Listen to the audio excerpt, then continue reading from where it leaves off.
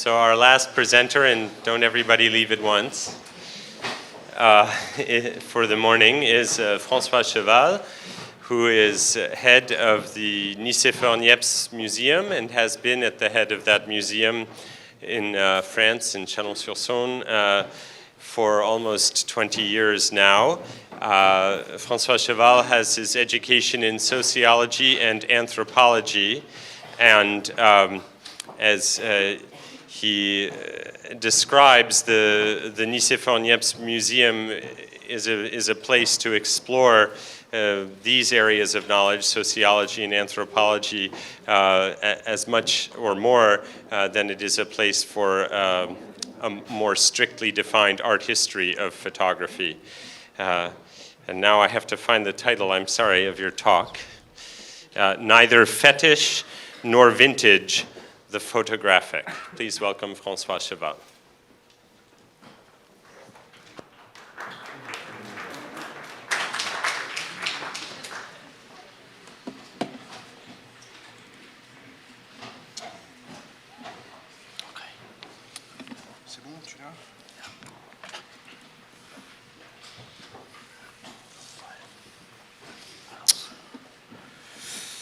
Bonjour. J'ai changé. Good morning. I decided to change the title.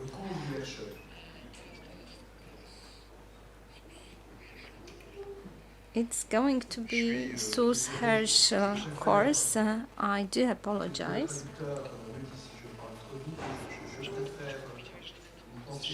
If I do go too fast, I hope interpreters will let me know if I go too fast. I prefer to be speaking in my own mother tongue to contain everything I wanted to deliver to you. Donc, de la vente de 1961 à Genève, où la première fois une épreuve. Before 1971, Geneva, where the print, the value of a print reached the record-breaking price, $26,000. Well, how come that this photography became like a benchmark? The Herschel's portrait for 40 years now has been the benchmark. This was his picture taken by Margaret Cameron, and this is one of the 4 ones that were so popular, so much in demand, probably the most striking one that Margaret Cameron has ever had, and she added to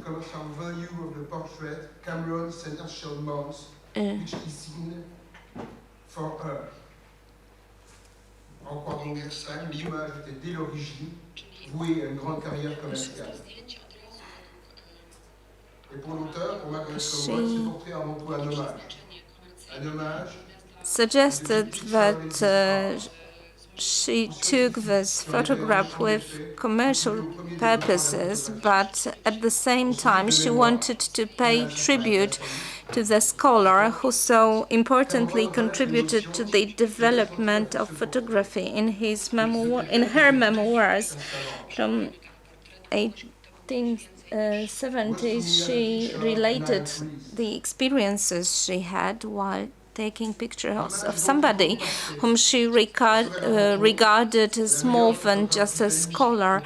So this is an excellent icon of a meeting of the best British photographer artist ever, Margaret Cameron, and the Newtons were the follower. And this photography is the very important landmark position in any collections. According to Stiglitz from Art Institute of Chicago in 1940, more than 83 American organizations held Cameron in their collections. 125 public and private collections worldwide have Cameron in their resources, and Europe is now exemption in this regard. You can see it on that slide, on that table, where we have various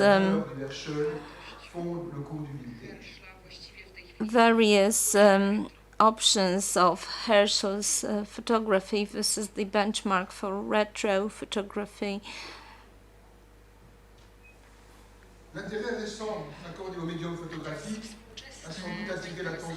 Now, the contemporary interest in selling and offering retro photographies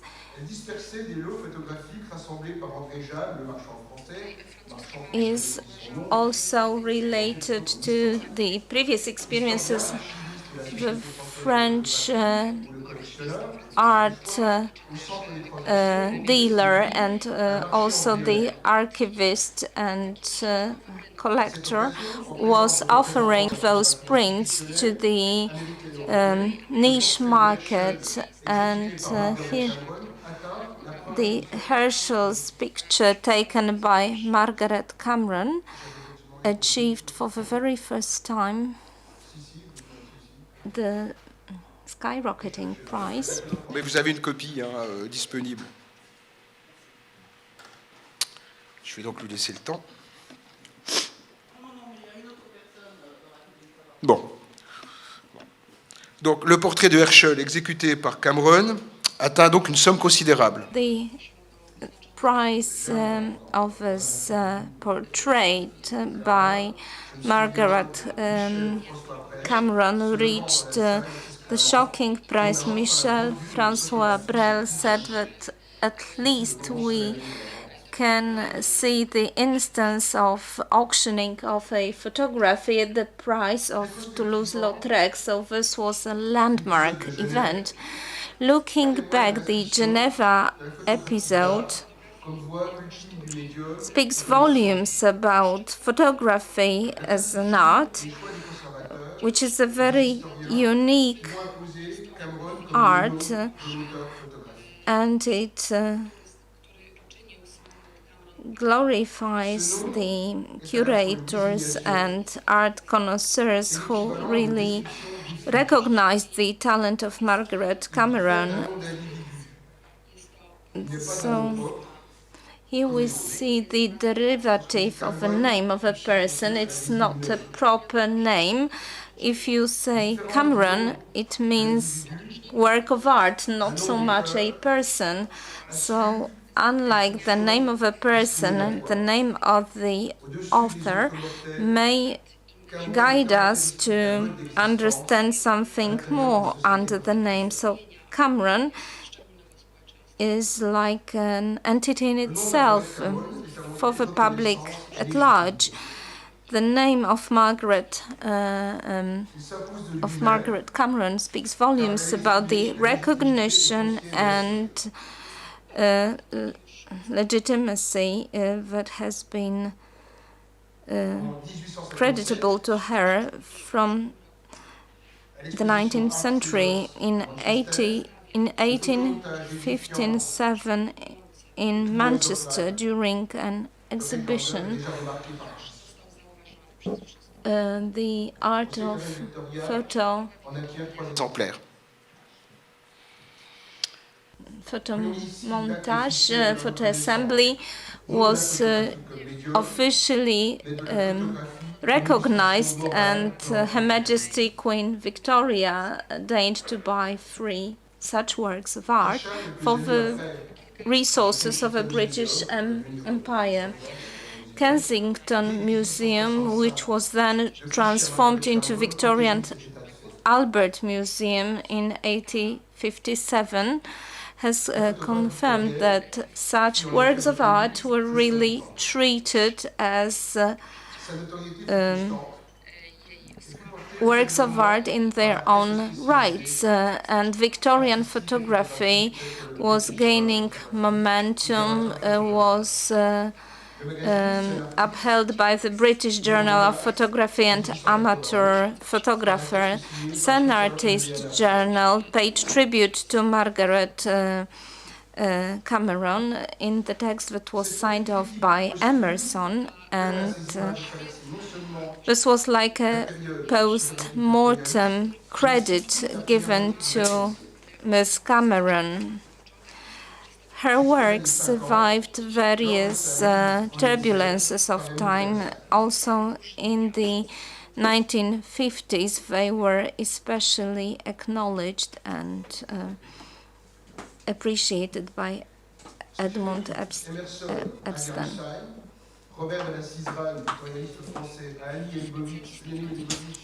A French specialist who also paid tribute to Margaret Cameron in 2011, explained this photomontage through the prism of the biography and personality of Miss Cameron. The identity and personality of the photographer of the author is most clearly seen in the art of photography. The reason is simple. The collectioner will never condone any animosity, and photography as an image lends immortality to the one that was photographed and to the one who actually took the photography. So this is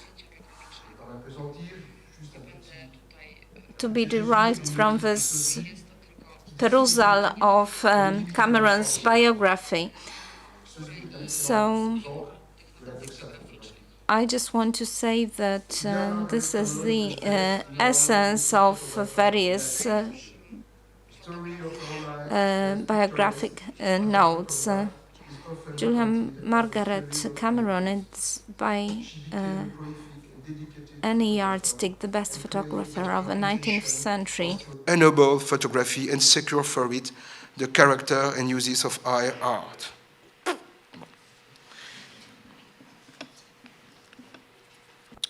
Si toutes les notices généralement remarquent l'ascendance aristocratique française, what we can see here is the connection with the French aristocracy. Juliet Margaret Cameron belongs very much to the Victorian era, so this is the conceptual person related to the narrative of the ruling elite of the British society back then. What is striking is that is the emergence of certain principles for the unity and consistency of the Victorian style. So when I look at the works of Cameron, the differences that are visible there are always reduced due to the hypothesis of evolution and influence. Julia Margaret Cameron is a place where the oppositions contained in an image are somehow resolved. Why? What she looks for in taking photographs is the visual quality. She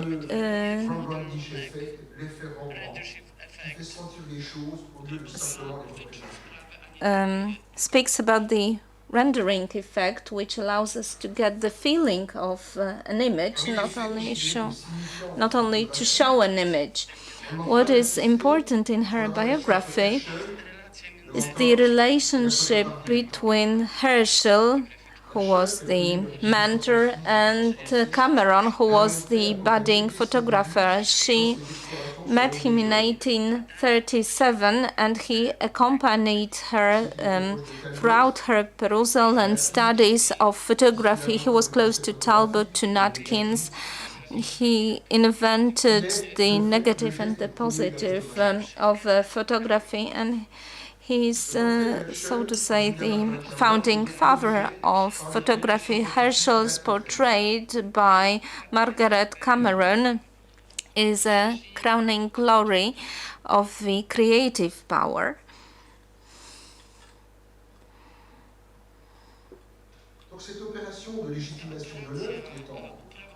This operation of lending legitimacy to the piece of art, work of art, goes through various episodes, is accomplished through the sequence of episodes, and the photographic narrative is built brick by brick. The authority of the author is confirmed with each and every step she takes. So the viewer, the collector primary, admires her creative powers.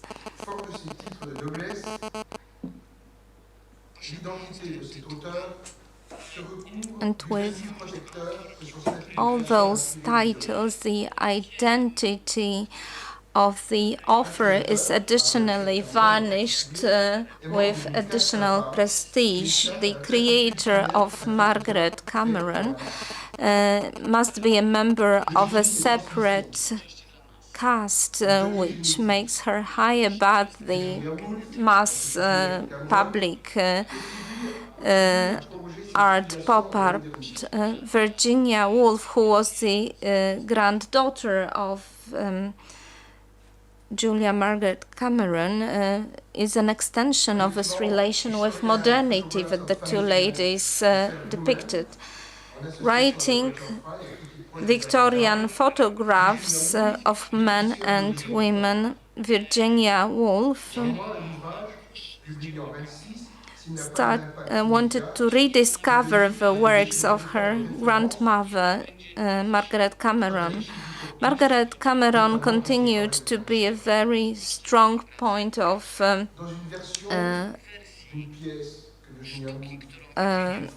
reference for any further studies of the subject.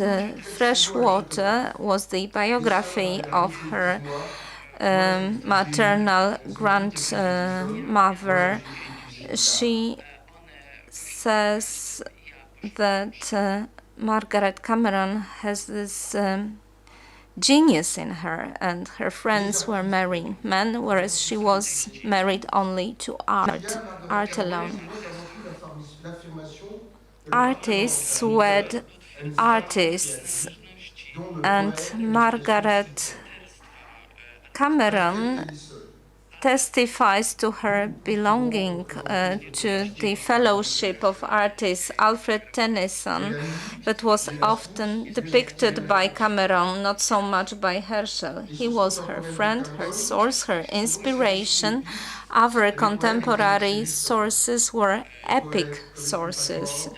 They were poets like Tennyson, Browning.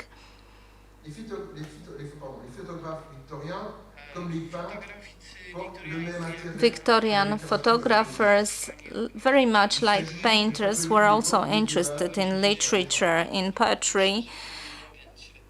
They wanted to revive medieval legends and live them again. In Cameron's photography, we can see very strong influence of Tennyson, the same approach to representing various states and conditions of human spirit.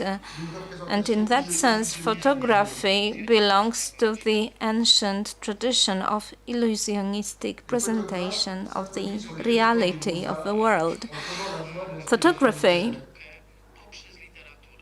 enters the world of arts through literature.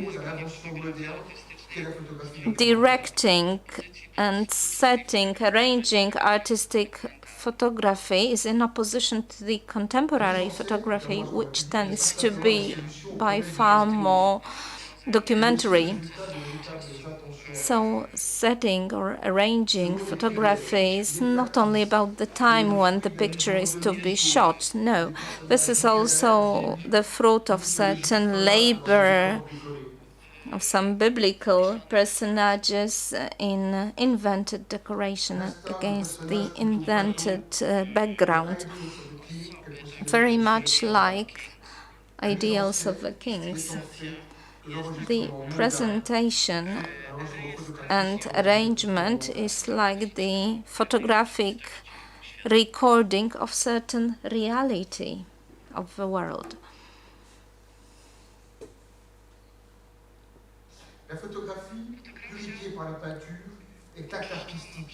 The photography that is purified by painting is works of art, which is clearly seen among André Jean Triotet and other founding fathers of modern photography. A photographer is a creator, very much like graphic artists, illustrators. The definition of style or of good taste are more historical qualities, like the finery of tones, light, certain studios, poses that were stricken by the models, which make Margaret Cameron's pictures similar to paintings by different painters like Daniel Maclise, the Irish painter that was very well known from his picture The Death of Admiral Nelson, which is an illustration to one of the books by Margaret Cameron. The British Empire has been an ever frequent motif in Cameron's works. What kind of pictures does she take? Who is accompanied by Herschel?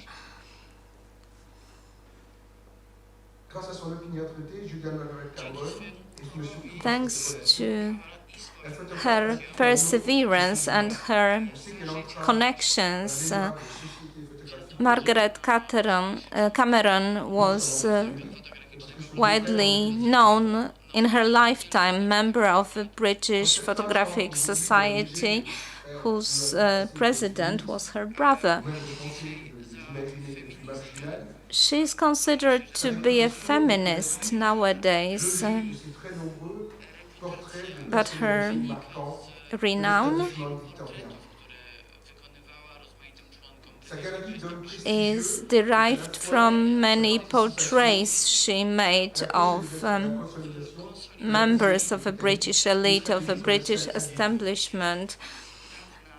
She is like an effective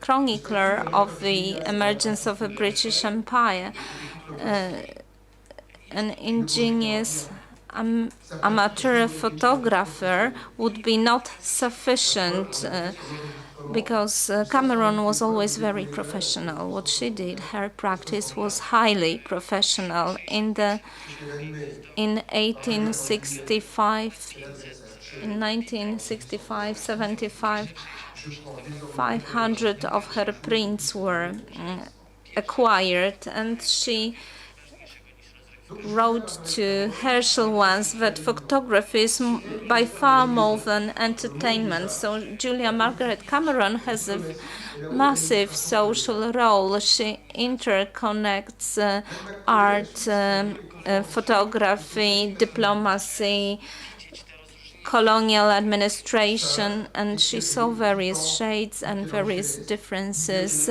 emerging among the establishment members back then. She is in full control of the feminist world and virgin world, very much in opposition of asexual world, the world governed by dowagers and widows. Margaret Cameron is atypical in that sense.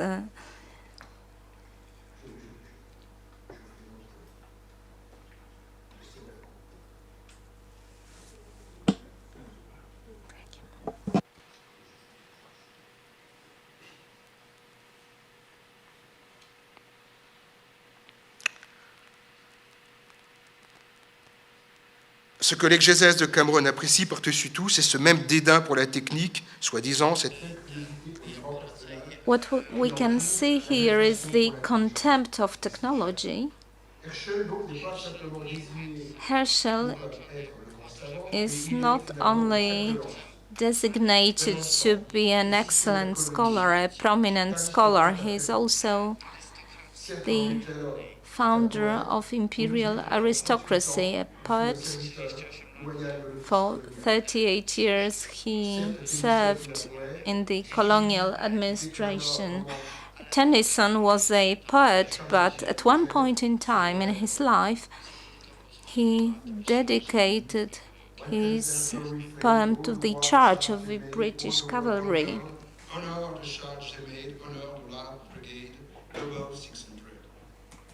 Madame Cameron est une anglicane. Margaret Cameron belongs to the Church of England. For her, photography is the moral and religious mission. When I had such people in front of my camera, I wanted to do my duty vis-à-vis them, to portray their looks and their spirit, and her pictures were like a prayer. For Margaret Cameron, the very fact of taking pictures was an important behavior in itself.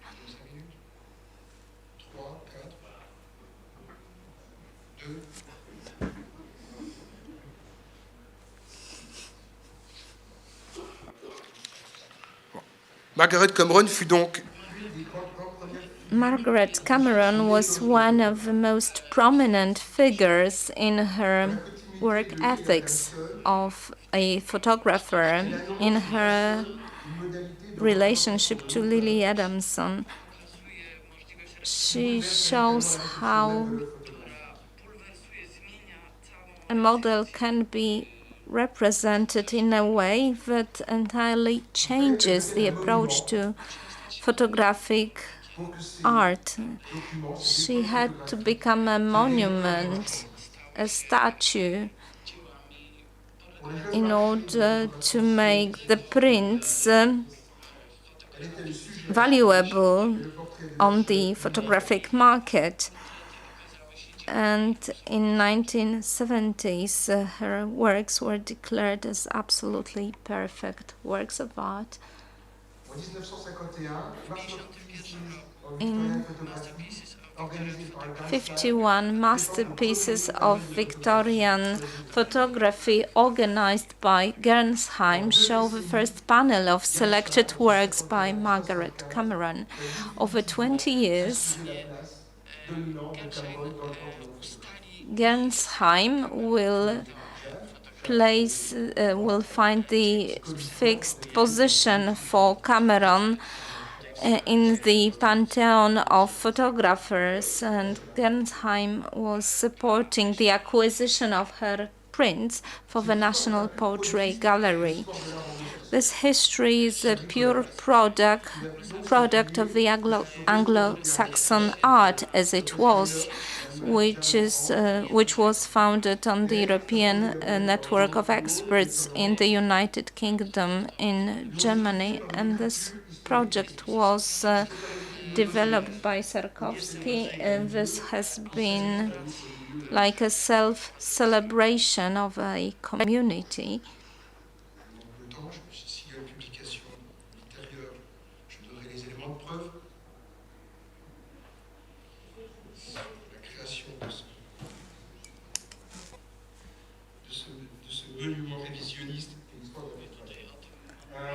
I'm referring here to the monumental work, The History of Photography. Just one point on the American market.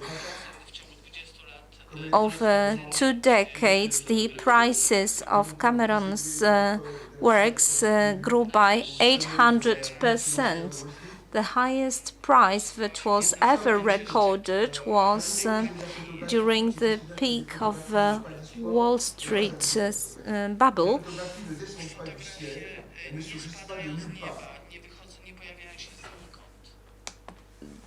photographies do not descend from heaven, they do not come from nowhere.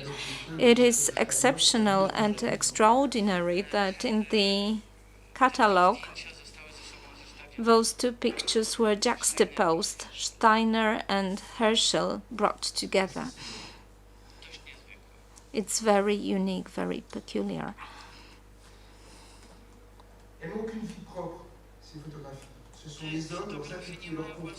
These photographies, they do not have the life of their own. It is people who give them their life. It is conflicts that lend life to them.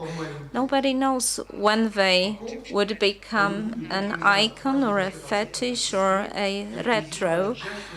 But if the taste of some people comes together with an interest of social groups, selected images will acquire new value.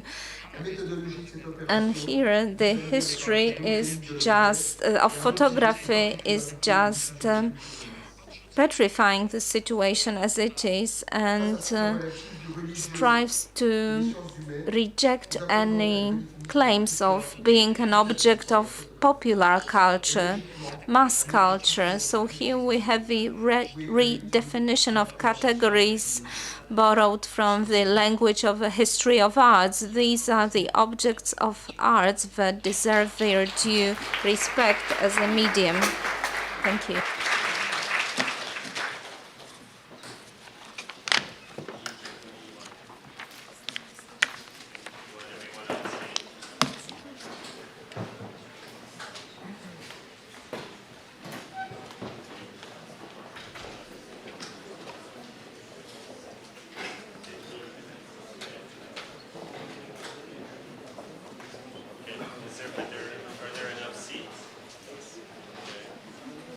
May I continue? For those of you able to stay, there are 15 minutes left for discussion. And perhaps I'll see if there are people in the audience who have a question ready right now.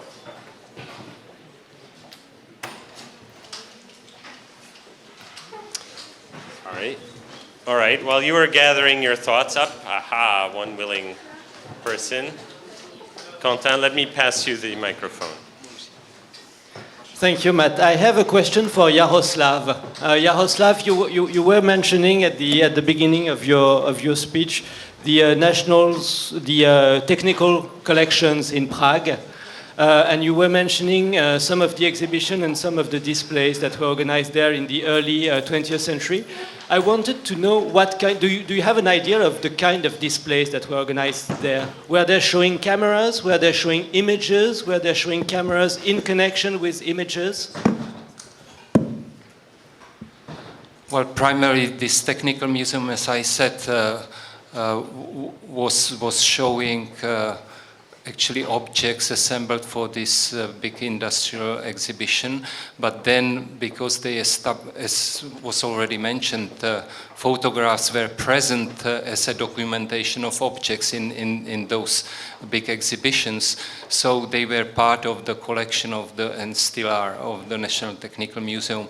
And once they started to establish specific departments, like Department of Printing technologies, and then there were actually shows of art photography, as I mentioned, Vladimir Bufka, who was one of the most important art photographers in Prague at the beginning of 20th century. So he had some kind of input and organized small shows of art photography already then in this technical museum. So it shows how these different narratives, technological, scientific, and artistic, coexisted very early on.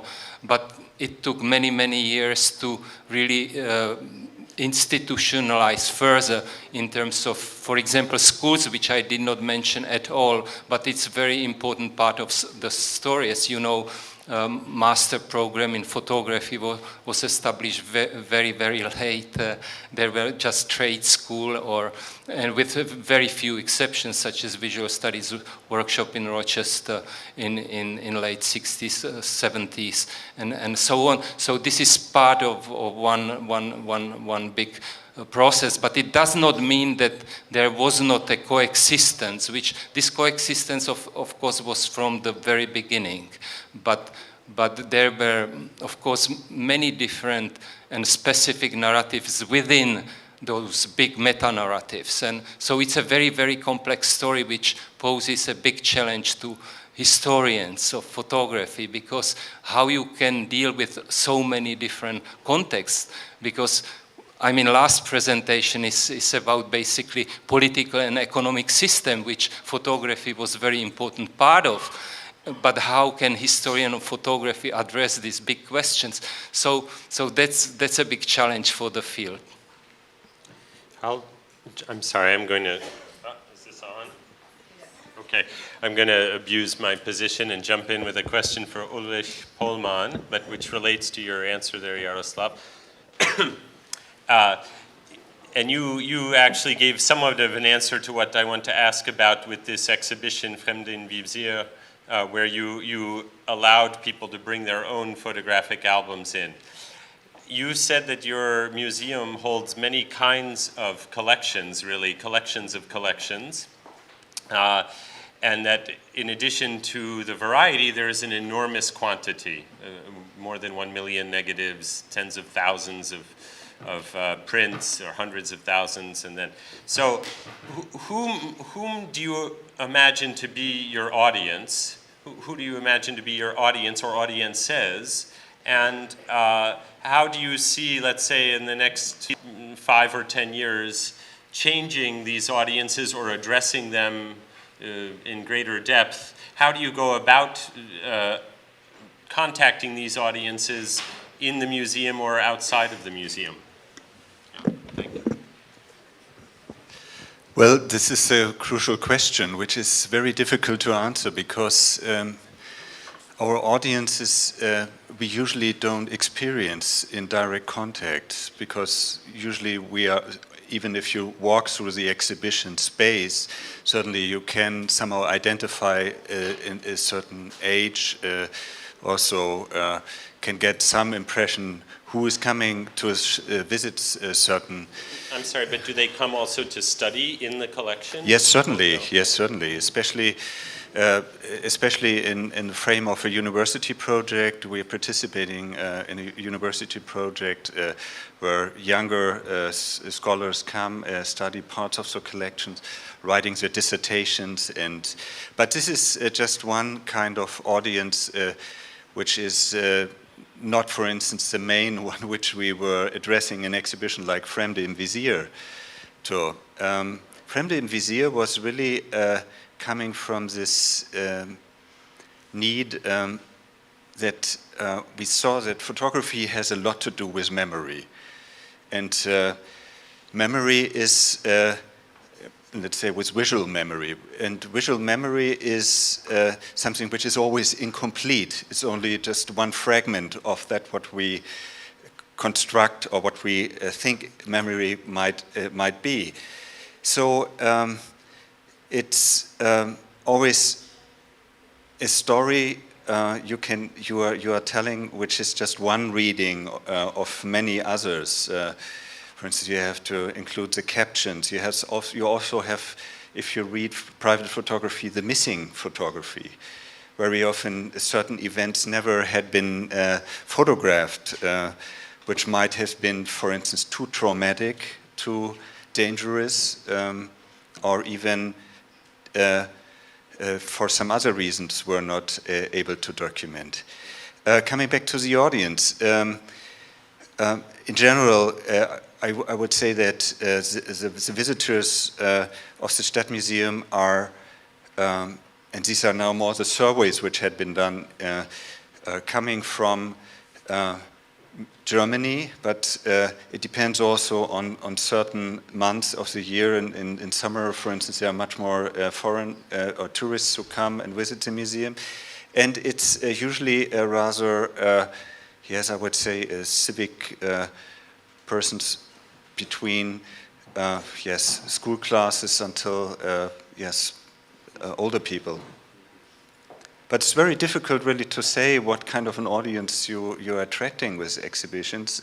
Sometimes, for instance, it's very difficult to attract an audience for photography in the 19th century in Germany, because many people don't have this knowledge about the medium, and therefore they say, yes, they are a little bit helpless.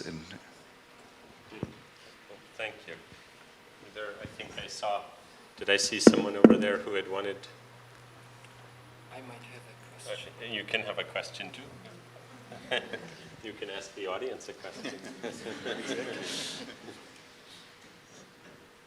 Can I? Yeah, sure. Yeah, I have a question for Mr. Cheval, and the question is whether, with your position of revisionist approach or critical approach to history of photography and history of institutions, whether you feel to be a part of a greater movement, or whether you feel kind of isolated in the community of historians of photography.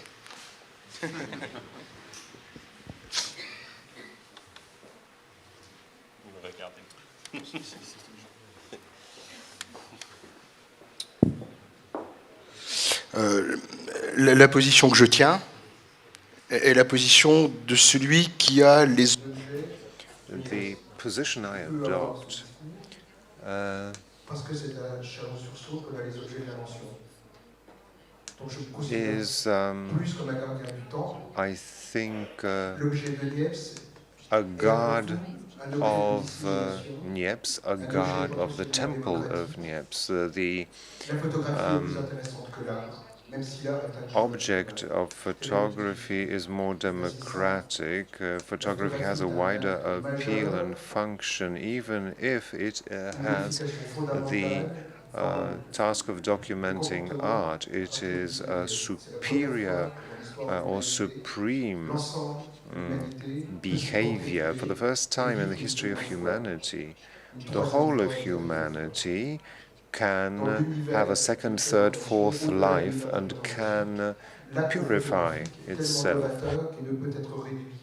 The photographic act is so novel that it cannot and should not be limited, but I did not want to say that art in photography is not interesting. I believe the contrary, but limiting the act of photography to an expression of the author or the author's creativity is limiting.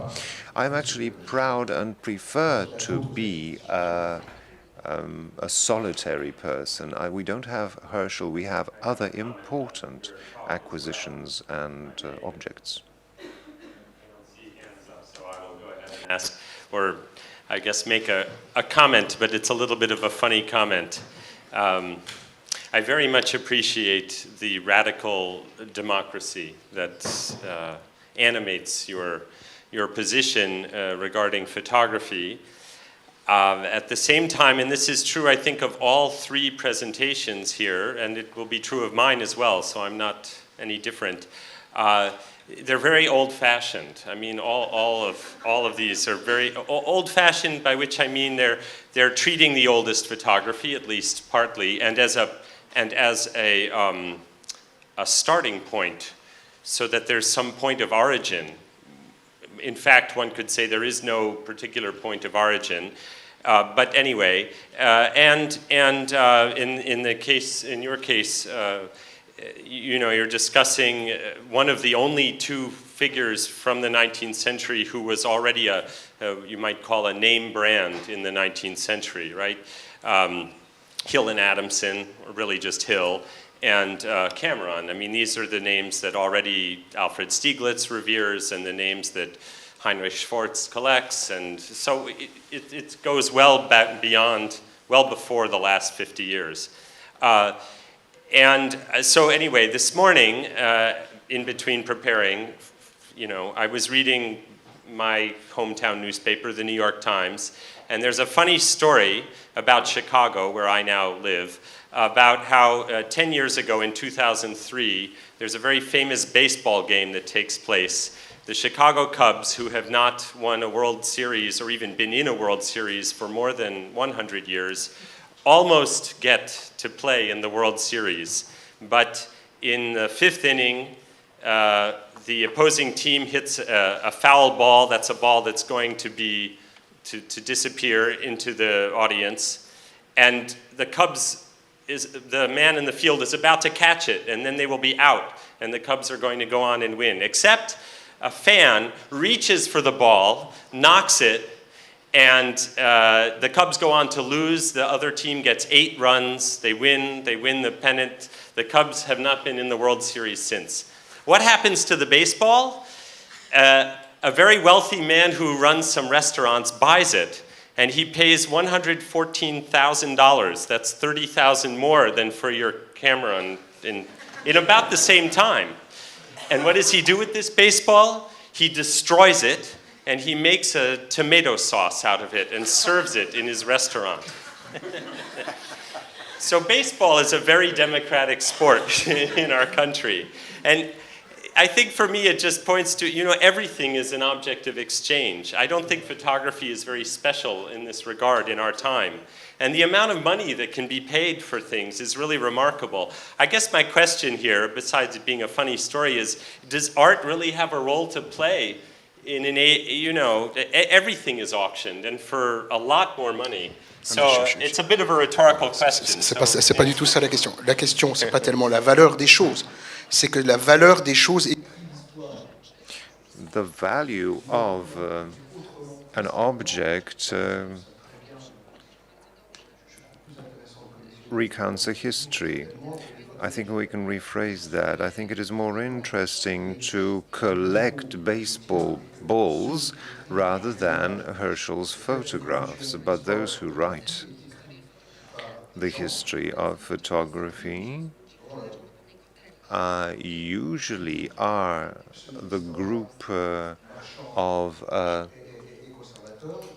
an insider, informal group of marchands, pseudo-historians, collectors, and photographers. And the market and the marchands usually find their own foothold in this world, but it is not up to them to tell a museum what the history of photography is.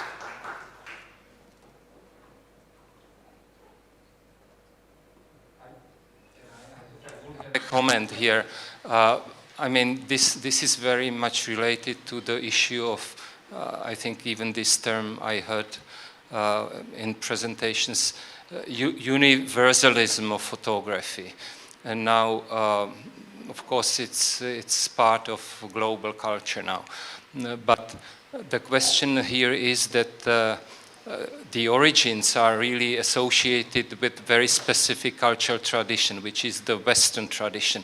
What happened is that photography as a medium spread all over to many different cultures, cultural traditions, and it's a global culture production. Now, I feel that majority of works on photography are actually biased. They are biased by this Western perspective. We don't know so much. It's just emerging research about how this medium developed in different cultures.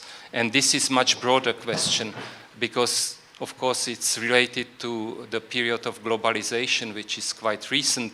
So it always takes time, but I think we should try to understand now this issue. I would question this issue of universalism of Western civilization, because we are undergoing a major global change which is redefining us and which is actually creating a new, really global question, global culture with a lot of questions. a comment to you then, Jaroslav. So you started your talk by showing us the caves of Lascaux and then the Bettman, now Corbis archives. And this already implied a certain connection, or you could have emphasized the total difference, but that wasn't what happened. You said that there's a question, a photograph can be a trace, or it can be an imprint. It can be a form of mimesis or a form of replication. And the hands in the caves were the replication, I guess, and the imprint. But this does suggest a continuity, that is to say that photography would be the most recent or one of the most recent manifestations of certain human impulses that go back tens of thousands of years. But then you made a point more than once that photography arrives in an age defined by the need for constant change, which, is a point that has been... the other way around. You did not make because you talk about... The point was that actually connection of science and technology created this permanent change, not the way... Okay, well, I say it arrives in an age defined by science and technology, right? And that this age, which we still live in, is one in which permanent change, or what Nietzsche called the eternal return of the same, right, is governing. But how do you reconcile a comparison to something 30 or 40,000 years ago with constant change? Are they linked? Well, there is something, I can use a metaphor of genetic code. There is kind of, you can basically reconstruct history, finding kind of links through cultures. But this is a very, very complex process. So I made a very kind of simplified points to show how in medium of photography there is something much, much deeper, and that from an anthropological point of view there are layers of meaning in photography which can be called whatever archaic, which can be traced back into kind of really deeper layers of human history. But this history is so complex and so rich that it does not include only our Western civilization and our Western perspective, because we know that like Chinese culture have thousands of years, or Indian culture and civilization which we don't know much about, and which also address many of those questions of image, but approach it from a different perspective. So this is something we have to think about, and to see somehow our Western tradition somehow from the outside, if we would be able to do that, because I think this is very productive exercise of self-reflection and critical attitude. And I think that very much we are kind of still not able to do that enough, especially in this age of globalization. Yeah.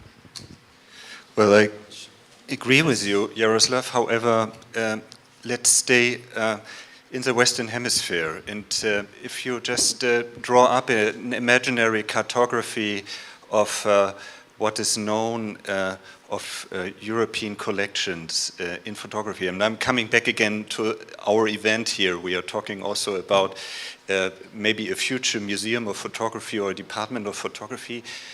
One has to say that certain topographies are absolutely not only underrated in a way as a quality criterion, but more not known, not distributed, despite also universal modern means of technology to make collections visible. And there we are again in what kind of knowledge of photography is going to be distributed also by the so-called traditional ways of reviewing history of photography, as we have heard some of them today, like Gernsheim, for instance, or a special kind of connoisseurship, which also has been discussed recently in the last decades very heavily because it always showed us that we have a very limited perspective on certain cultures. So coming back again to a necessity of creating a kind of transparency of collections in Poland, in Warsaw, or in other cities, it remains the question, is there a site, or what kind of site would it be? Is it more a virtual site? Is it really a building? Is it an own institution? Is it a department within an already existing institution? I think I would like to focus, maybe not now in this round only, but I think we should keep this in mind when we discuss further.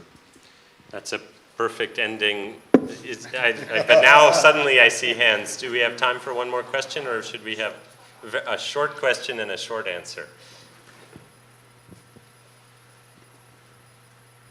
Yes, I just have a question for Ulrich Pohlmann, because I don't know how you can treat so much photographers' estates, because in the Centre Pompidou we just have some of one, and it takes so long time to treat, for the inventory and to digitize them. How can you have and do some exhibition? Do you have special space for them, or I don't know? Well, it remains a deficitarian situation, because certainly you never can treat all archives the same time, but you have to make the decision which archive you're taking care of at first. And even if you work with an archive like, for instance, Herbert List, where we organize a retrospective, a traveling exhibition, it is only, one way of reading, or maybe it contains several ways of reading this estate. It's a huge problem. There's the infrastructure, the personal infrastructure, but also the conservation department are always, in emergency, a state of emergency, I would say, because there's so much to do, which cannot be handled sufficiently. So, yeah, that's it. Thank you very much. We reconvene at what time? In 15 minutes. Have a quick coffee.